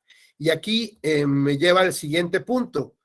¿Cómo ven ahora, si alguien quiere opinar, cómo ven las elecciones o la comunicación política ahora por TikTok? Tenemos un dato muy relevante. El candidato de apellido Hervas en Colombia, de Ecuador en el 2021, un candidato, digamos, ya saben, estos de vieja guardia, ¿no? Ya entrado en sus años, muy acartonado en su manera de generar un discurso, pues entró, digamos, sin ningún apoyo, ¿no? Sin ningún impacto realmente en la población. Y cuando subieron su campaña en TikTok, llegó al tercer lugar, súper posicionado. Incluso decían que si hubiera tenido un poquito más de tiempo, hubiera logrado tal vez entrar a una segunda vuelta, ¿no? Por TikTok, todos sabemos qué pasa en TikTok, ¿no? Y entonces nos decían, bueno, pues ahora se ve al candidato comiendo tacos, ahora se ve al candidato cocinando, ¿no? Con un delantal, ¿no? Viendo, como dice María, una receta en YouTube para hacer una salsita, un flan casero. Y eso es lo que conecta con la gente.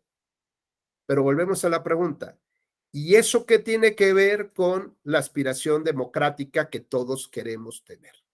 Entonces, hoy en día van a existir otro tipo de tecnologías, de herramientas, ¿no? En su época, por ejemplo, lo fueron los infomerciales, es decir, estos espacios extras que daban los noticieros o las televisoras y que parecía que tenían el mismo formato de noticia, pero que en realidad era un segmento pagado. Y entonces, pues ahí lo que empezaba a hacerse era que era una burla a la ley. Entonces, a mí me parece que también esta parte de la ética del comunicador, de las empresas, pues debe de estar fortalecida. Y para eso hay un concepto que se llama compliance, como así lo manejamos en materia penal, para grandes empresas, por ejemplo, que se refiere al cumplimiento normativo, donde incluso, por ejemplo, si un trabajador no coloca de manera adecuada o no compra el equipo necesario para evitar la contaminación de un vehículo nuevo, por ejemplo, en el caso Volkswagen, ¿no?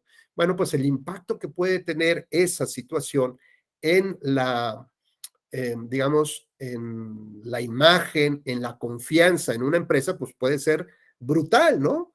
Si las personas ya no confían en los autos Volkswagen, pues entonces, más allá de las, digamos, de las penas y sanciones que pueden existir, ya sea hasta llegar a cárcel o no, lo importante es que el compliance lo que permite es encapsular a los malos funcionarios, a los malos dirigentes, y el partido no tiene por qué pagar, o la empresa no tiene por qué pagar, o por lo menos tener un control de daños mucho más claro, mucho más limitado, ¿no? Por tener un mal presidente, un mal candidato, un mal dirigente, un mal militante que está corrompiendo la voluntad de los electores.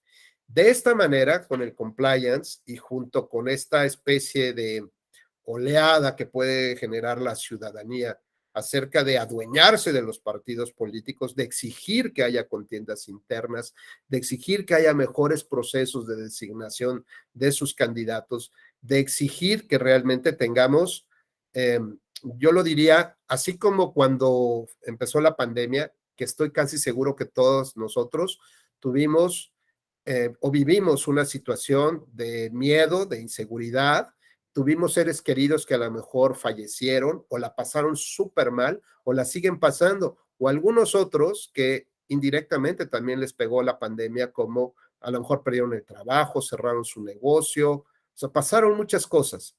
Bueno, pues cuando teníamos un ser querido enfermo, yo he preguntado qué tipo de médico hubieran querido tener. Y entre todos los asistentes en ese foro, llegamos a una conclusión y todos los adjetivos se encerraron en una frase. Queremos al mejor médico. ¿Y por qué al mejor? Porque es el empático, te cobraba decentemente, estaba capacitado, había tenido casos de éxito, le daba la atención oportuna, etcétera. Todas las características, hasta joven y guapo pedían algunos. Bueno, todas esas características debería tener el mejor médico, ¿de acuerdo? Ahora bien, lo lógico es que queríamos cuidar nuestra salud, cuidar nuestra vida, pero además cuidar el estilo de vida que teníamos antes de la pandemia. Más o menos ahí como la fuéramos llevando, pero por lo menos mantenernos en esa situación. Eso es lo que queríamos del mejor médico para mantener nuestro estilo de vida. Y entonces si hablamos de la democracia, que es para aspirar a ese estilo de vida, o sea, no el que tenemos ahorita, el que soñamos tener. A ver si alguien pudiera hacernos un ejercicio. Fran Rodríguez, rápidamente, porque ya estamos por terminar. ¿Podrías abrir tu micrófono, Fran? Creo que no me escucha. Alejandra, otra vez contigo. O Carla, ella, que no has participado. Adelante, Carla. ¿Se me escuchan bien? Sí, muy bien. Hola, Sí, Carla. Oye, Carla, buenos días. una pregunta. Si pudieras cerrar los ojos unos momentos, Sí, ¿cómo ves? Ya ves que ahora con estas películas de Marvel, sí las has visto, ¿no? Que hablan de los multiversos o los distintos universos y pasas de uno a otro. Imagínate que haya una Carla en otro universo que estás muy jovencita, pero imagínate a Carla del 2030. Imagínate a Carla y que por alguna razón en este momento en la computadora, ¿no? Haya una conectividad de los dos universos y llega la Carla del 2030 y tú dices, wow, ¿no? Así de, ¿qué hiciste? O sea, wow, ¿cómo le hago para llegar a esa Carla del 2030, ¿no? ¿Cómo la verías tú? O sea, ¿tú cómo te ves así en tu sueño? Decir, así es mi vida en 2030. Eso es lo que aspiro y voy a trabajar y voy a dejar la piel todos los días para lograr eso. Familiar o profesionalmente, lo que quiera ser tan gentil de compartirnos. Bueno, yo creo que en 2030, bueno, a mí bueno, soy una persona que se considera adictiva a la materia electoral, ¿no? Entonces, desde hace 10 años, no, 12 años, desde el 2010 ando en estos ámbitos. Entonces, tal vez en un futuro, en 2030, yo ya me veo, si Dios quiere, o tal vez como consejera en el OPLE, si es que todavía existe, pero también no tanto por el puesto, sino porque yo siempre he pensado que la cuestión de la democracia necesita mucho ser verdaderamente ciudadanizada. Es poder ayudar al entorno social, cultural, político, para reforzarlo, ¿no? No solamente es llegar a los puestos por llegar o ocupar un simple cargo, sino yo me imagino esa Carla de 2030 trabajando junto con los funcionarios de casilla, junto con partidos políticos, ¿para qué? Para erradicar todas las cuestiones que estamos viviendo actualmente, la violencia política, la integración de órganos desconcentrados, la cuestión del material electoral, ver cómo se puede hacer una ciudadanización de las instituciones o autoridades electorales con la democracia, ¿no? Para que se quiten esa visión de que solamente hacen elecciones, sino que también se procura fortalecer la participación ciudadana, ¿no? Muy bien. Reforzar los mecanismos de participación y todo eso. Tal vez pero soy muy idealista y esas reflexiones luego con el doctor Narváez que nos invita a hacer esa cuestión de los multiversos, ¿no?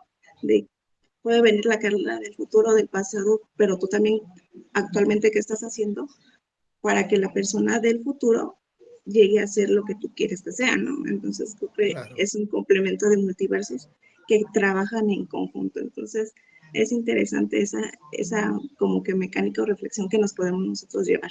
Gracias, Carla, muy, muy gentil. Pues mira, yo nada más te voy a confesar que una ocasión que tuve oportunidad de ser invitado por una agrupación norteamericana para las elecciones presidenciales en Francia, donde ganó por primera vez el presidente Macron. Fui, pues ahí, ya sabes, estos recorridos, llego a la casilla y veo las boletas electorales, ¿no? Entonces pido ahí una boleta que me la presten, e incluso le saqué fotos y luego también se las pasaré. Y saben que esta boleta era papel reciclado. ¿Cuántos candados de seguridad, eso se los dejo de tarea, cuántos candados de seguridad tienen las boletas electorales en México? ¿Y cuánto cuesta una boleta electoral? Ahí en Francia, elecciones presidenciales era de papel reciclado. La boleta te la mandan a tu domicilio para que tú la lleves y votes ese día. Y si se te olvida, pues te dan otra, no pasa nada. Y entonces yo preguntaba a una alcaldesa que está en un municipio pegadito a París, y le preguntaba, oiga, ¿y qué tal si aquí hay corrupción? Porque entonces ya sabes, ¿no? Y estas ideas medias locas. Y entonces, si el funcionario me dijo, a ver, vamos, a ver, licenciado, se la voy a comprar, así en pocas palabras. Vamos a suponer que sí, que el funcionario es una persona corrupta o que se da un espacio de corrupción. ¿Cuánto dinero le van a ofrecer a ese funcionario por alterar una boleta? ¿No? Por ponerla ahí a poner nulas o ponerle votos, no sé lo que quieran. Y pues dije, pues no sé cómo está aquí el precio, ¿no? Pero pues a lo mejor, pues si bien le va, pues no sé cuánto, pero dije, pues pongamos una cantidad, 500 euros, no sé, no tengo ni idea, ¿no? Y me dijo, ok, bueno, vamos a pensar que ese señor tiene una gran necesidad, así me dijo, tiene una gran necesidad de aceptar este acto de corrupción y le dan 500 euros. Y luego, ¿cómo para qué? Y yo, pues, ¿cómo que para qué o cómo por qué? Pues sí, mire, porque para empezar, los funcionarios electorales son, digamos, son profesionales. Tienen un trabajo especial y se les contrata para eso. Es decir, no necesariamente, o sea, sí son vecinos y tal, pero también hay un trabajo, ¿no? Y eres un trabajo, como dice Carla, del servicio profesional. Y entonces, pues además de ser funcionarios de casilla, hacen otras actividades. Me dijo, como, ¿para qué quisiera perder su trabajo? Y además imagínense la deshonra que lo cachen, ¿no? Para su familia, para sus hijos, que los cachen por 500 euros, o sea, puede ser, dice, pero, y luego que lo metan a la cárcel por eso, no veo cómo, así me dijo, no veo cómo, pero puede suceder. Y, y entonces, el posible acto de corrupción se minimiza, ¿no? Se encapsula y terminas castigando, que decíamos poco lo que pasa con el compliance electoral ahora. Entonces, pues ojalá, Carla, y dentro de tus sueños esté eso, ¿no? Que ya no tengamos tantos candados, porque esto significa que la sociedad tiene más confianza en los resultados y en la manera de cómo se operan las elecciones, ¿no? Bueno, hablábamos del tema del TikTok, ¿no? Decíamos cómo sabemos lo que pasa en el TikTok, que son imágenes, son videos normalmente muy cortos, y de esta manera este candidato que estaba candidato a presidente del Ecuador, que estaba sin ningún apoyo, sin ninguna fuerza electoral realmente importante, pues termina en un tercer lugar, y decían que incluso pudo haber estado de haber llegado hasta un segundo lugar si la campaña hubiera empezado antes, ¿no? Digamos, la campaña del TikTok, por ejemplo, o de otra manera de comunicar, hubiera empezado antes. Sin embargo, cuando hablamos de la sociedad y partidos políticos, hablamos de que existe verdaderamente una brecha y una gran desconfianza en lo que están haciendo, porque además de sus escándalos personales de dirigentes, de candidatos, pues además de ello, de entregas de dinero así muy extrañas, o de contubernios con delincuentes, o proclamas a favor de algún grupo de la delincuencia organizada, pues más allá de todos esos escándalos, lo que se requiere es tener un sistema de partidos políticos mucho más sólido, más fortalecido, porque así como van las cosas, pues también tienden a desaparecer. Hace años se propugnaba porque bajaran los porcentajes de financiamiento público a los partidos políticos, ¿no? Entonces, es mucho dinero lo que está en juego. No obstante, todo el dinero que está bajo la mesa en las campañas electorales, que no se informa y que tampoco a veces se fiscaliza. Y entonces decíamos que digamos, esta especie de espiral invertida en la que estamos viviendo nos debe de orillar a repensar como sociedad realmente lo que necesitamos y el tipo de Estado que queremos tener como tal.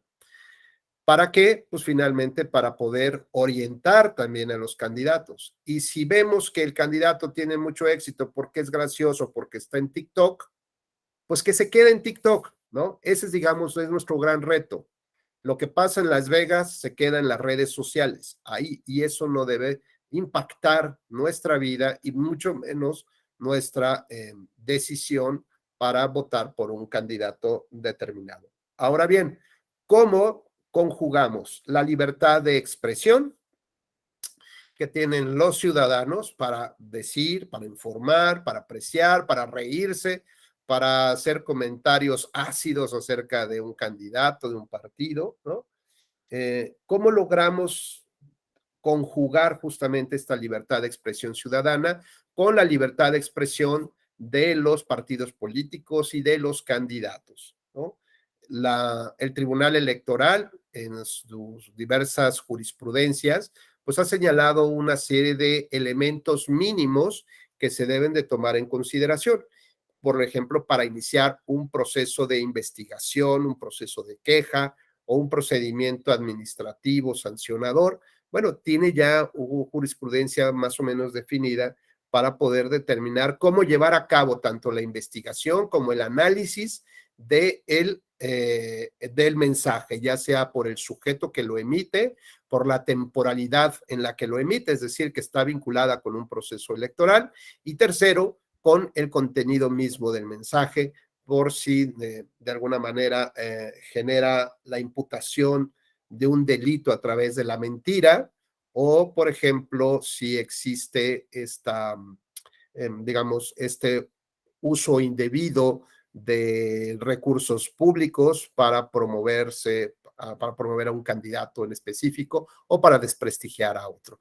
Lo cierto es que ustedes saben que las campañas electorales, el debate político es un debate fuerte, es un debate que pues, el que se subió al ring sabe que se lo van a recetar, que van a entrar justamente en esa arena de críticas, y pueden ser críticas muy duras, pero que no pueden trastocar, por ejemplo, temas de género, no debiera de llevarse al extremo de fomentar la violencia política por razón de género. Vean ustedes cuántas candidatas mujeres fallecieron en las elecciones del 18, o las mataron o fallecieron, no sé, alguna cosa muy rara, pero el mayor número de candidatos o candidatas muertas fueron mujeres en las elecciones del 18, y tampoco tenemos que normalizar, ¿no? Como alguien dice, por ahí, pues es la temporada, es como si fuera temporada de cacería, temporada de patos o de venados, pues es temporada de que asesinen a mujeres candidatas. Pues me parece que no es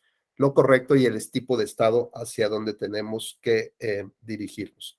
Y finalmente saber que, bueno, los estados, los gobiernos o las autoridades también tienen sus propios secretos de Estado, ¿no?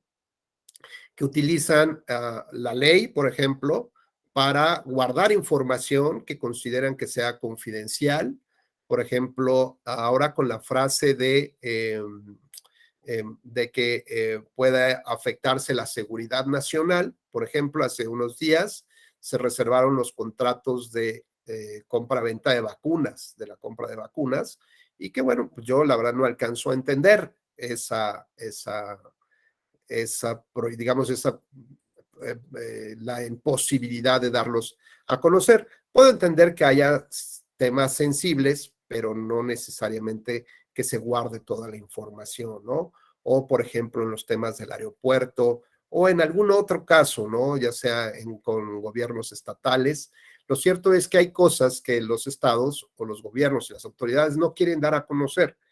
Y esto nos debe de llevar a pensar si ocultar datos, si mentirle a la gente, en realidad es una mentirita noble. ¿Qué opinan ustedes? Y con esto ya terminaríamos. Pamela.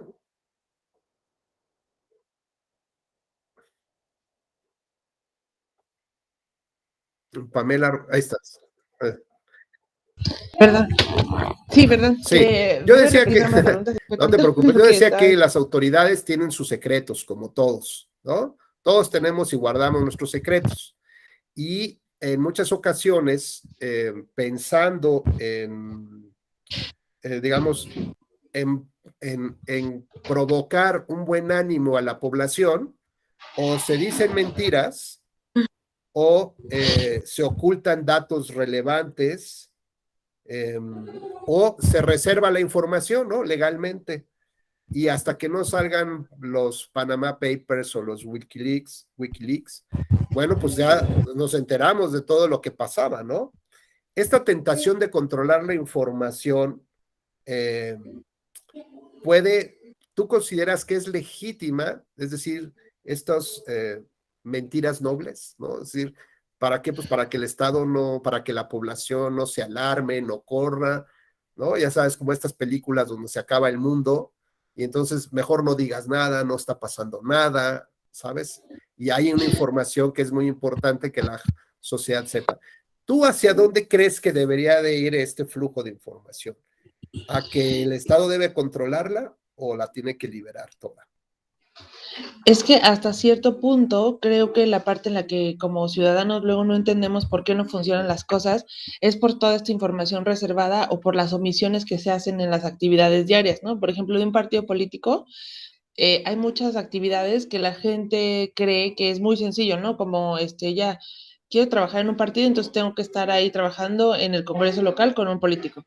Pero no sabe todo el aspecto que hay detrás, desde la afiliación, desde la capacitación, desde la formación. Y al final de cuentas hay muchos vicios entre todo ese sistema y que la gente lo sabe. Es como lo que dicen, ¿no? El rumor de lo de la carpeta de mujeres que tenía según Televisa. A lo mejor no era como toda la carpeta y todos tenemos ese mito en la cabeza, pero también como puede existir eso, hay mitos aquí, ¿no? Por ejemplo, los partidos te invitan a que te afiles y a lo mejor algunos les pagan, cuando no debería de hacerse así. O ese tipo de ejemplos que uno no entendería por qué yo quisiera ir al PRD y quiero que alguien me pague porque yo quiero militar ahí, ¿no? Y que hay unas personas que, de acuerdo al sistema o en el rango de militancia o lo que estés, hay unos que dicen, no, pues yo sí les pago para que vengan porque yo quiero gente para mí. Y eso es un vicio, por ejemplo. Y eso es una verdad a todas luces, pero no les pasa a todos los militantes. Y entonces ya no sabes tú hasta qué punto un proceso no tienes que dar dinero si tienes que dar dinero. Y como en todas las instituciones, esta parte de transparencia o de... Para eso yo creo que estarían los reglamentos, ¿no? Como qué cosas sí y difundir más bien los reglamentos de los procesos para que la gente estuviera enterada de en cuando incurre como en algún error o incurre en alguna mala práctica. Entonces, más en la difusión de cómo las cosas funcionarían, más no en que si se reserva la información o no, porque creo que en las malas prácticas es donde se saltan toda esta parte de la ignorancia de la gente y es donde ocurre pues todo esto como lo que se tiene que esconder o lo que no se tiene que decir. Entonces creo que es más por la difusión de las cosas como existen y ya, si tú lo lees y lo ves por todos lados de que, oye, si alguien te invita una paleta de limón, quiere decir que estás haciendo algo malo. Entonces, si tú lo ves en alguna red o en alguna otra que te lo contó así, dices, ay, a mí sí me dieron una paleta de limón, pues ya tienes o la distancia o ya sabes en qué incurriste mal, ¿no? Y ya te haces tu tonto o dices, no, bueno, sí quiero señalar esto. Entonces, creo que es más como en la difusión de las cosas que sí se pueden y no se pueden para que como ciudadanía en esta cosa que nos están como aleccionando, pues podamos también nosotros ser más críticos y no que solo la responsabilidad de las instituciones o de las personas, sino que también o sea, ciudadanos normales, que tú sepas que sí estás haciendo normal, ¿no? Y creo que eso podría ser, creo que eso ya está muy avanzado, porque no funciona así, pues, gente que se les invita luego. Claro.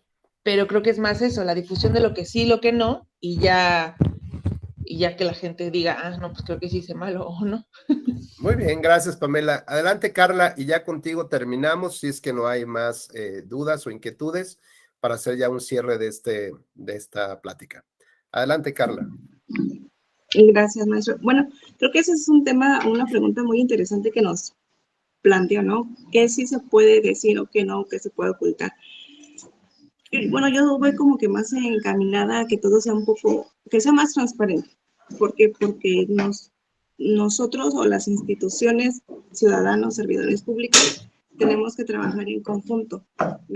Hoy yo quiero resaltar la cuestión tal vez de la ética, ¿no? O la ética tanto como servidor público, pero también como persona o ciudadano.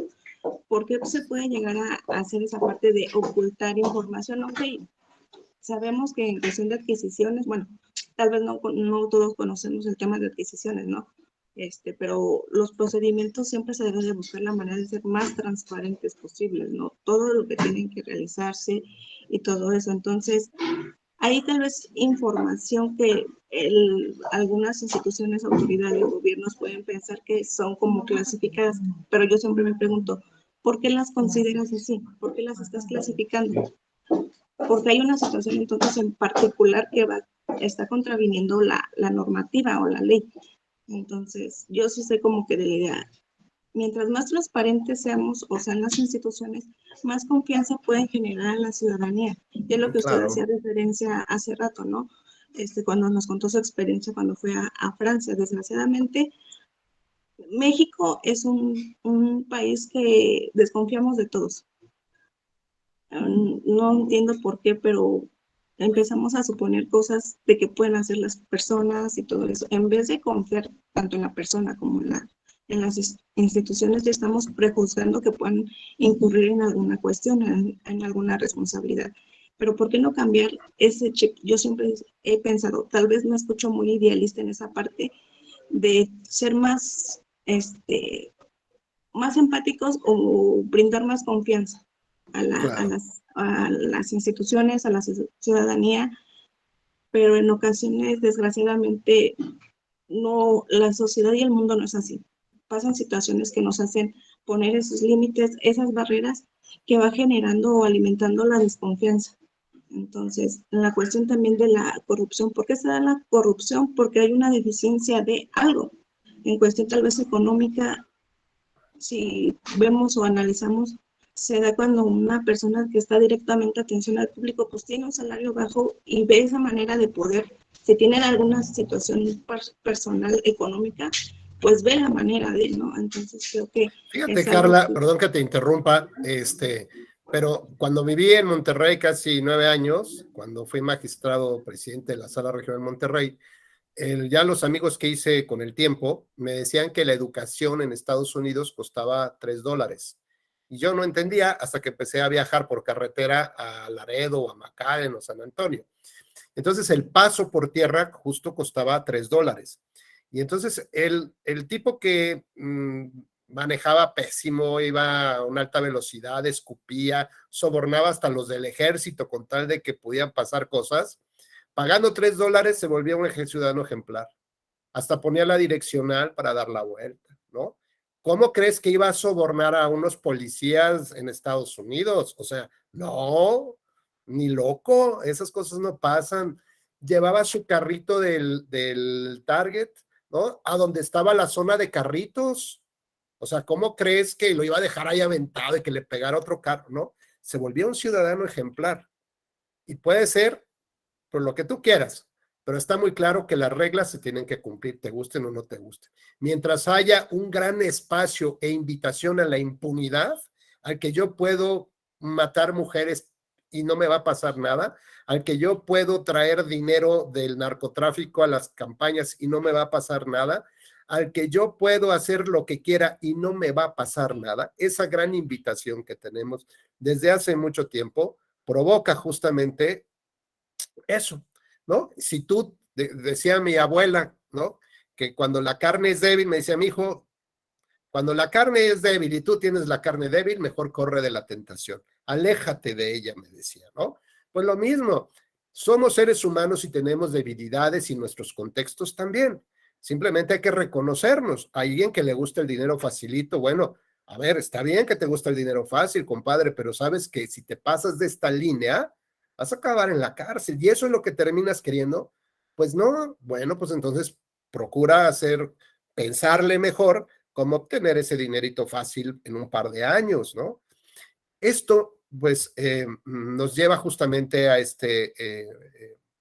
ya a tratar de dar este cierre. No quiero dejar con la mano levantada ahí. Ale, por favor, breve, porque ya estamos sobre el tiempo.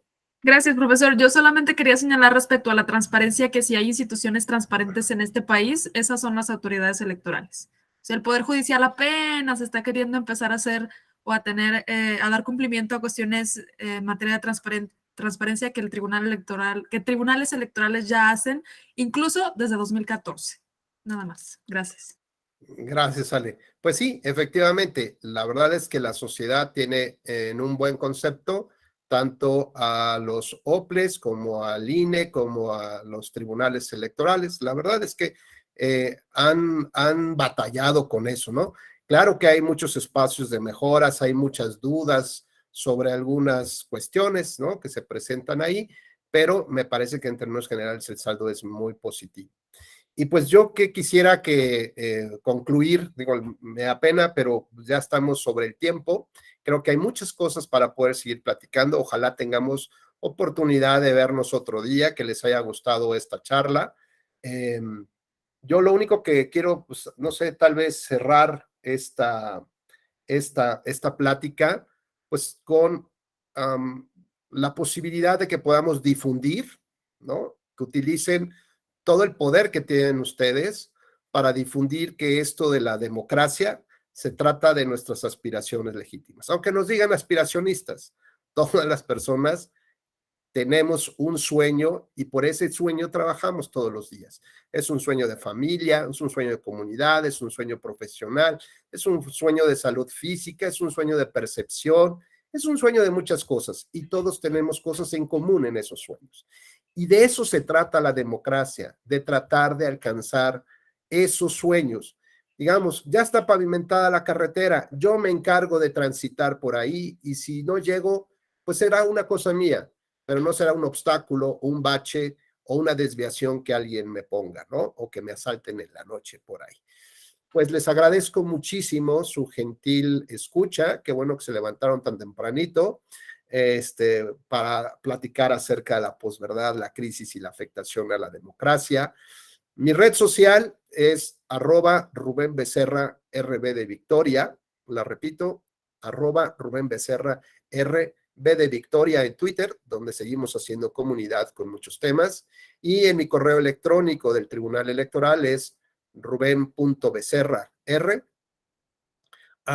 @te de tribunalelectoral.gov.mx. Lo repito, ruben.becerrar @te.gov.mx. Pues muchísimas gracias. Al contrario, María, muchas gracias a ustedes, Carla, Ale, Pamela, a Manuel, que está por ahí, Jesús, muchas gracias, Fran, muchas gracias. Pues les deseo que tengan una excelente mañana. Si no han desayunado, pues échense, aunque sea un juguito. ¿Sale? Sí, gracias, bonito día, bye. Igualmente, cuídense. Hasta luego.